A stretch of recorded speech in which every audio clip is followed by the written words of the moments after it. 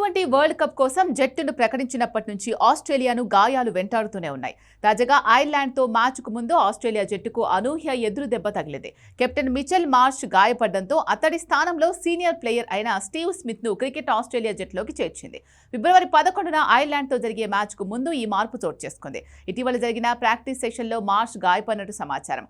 స్మైడార్ throw downs సమయంలో groin ప్రాంతంలో తీవ్ర గాయపడడంతో వెంటనే నెట్స్ నుంచి బయటకు వెళ్లి చికిత్స పొందారు. క్రికెట్ ఆస్ట్రేలియా విడుదల చేసిన ప్రకటన ప్రకారం మార్ష్కు అంతర్గత రక్తస్రావం జరిగినట్లు స్కాన్లలో తేలింది. ఈ గాయం కారణంగా అతడికి కొంతకాలం విశ్రాంతి, రీహాబిలిటేషన్ అవసరమని వైద్యులు సూచించారు. దాంతో ఐర్లాండ్తో జరిగిన తొలి మ్యాచ్కు మిచెల్ మార్ష్ దూరం అయ్యాడు. స్టీవ్ స్మిత్ ప్లేయింగ్ 11లో లేకపోయినా అతడి పేరు మాత్రం స్క్వాడ్ లిస్టులో చేర్చారు.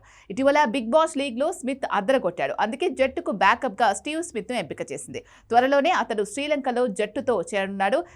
కీలక సమయాల్లో అనుభవం ఉన్న ఆటగాడిగా స్మిత్ ఎంపిక ఆస్ట్రేలియాకు ఊరటనిస్తోంది. ఇప్పటికే ప్యాట్ కమిన్స్, జోష్ హ్యాజిల్వుడ్ వంటి ప్రధాన బౌలర్లు టోర్నీకి దూరమైన నేపథ్యంలో మార్ష్ గాయం మరింత ఆందోళన కలిగిస్తోంది. దీంతో జట్టు నాయకత్వ బాధ్యతలు తాత్కాలికంగా ట్రావిస్ హెడ్కు అప్పగించింది. ఇదిలా ఉంటే 2011 మార్చి తర్వాత ఆస్ట్రేలియా తమ బిగ్ 3 ఫాస్ట్ బౌలర్లు లేకుండా ప్రపంచ కప్ ఆడుతుండడం ఇదే మొదటిసారి. దీంతో మిచెల్ మార్ష్ సారథ్యంలోని ఆస్ట్రేలియా జట్టు పేస్ బౌలింగ్ విభాగంలో బలహీనపడింది. ప్రస్తుతం right arm swing bowler Xavier Bartlett, Sydney Sixers left arm bowler Ben Dwarshuis మాత్రమే పూర్తిగా ఫిట్గా ఉన్న ప్రధాన పేసర్లు.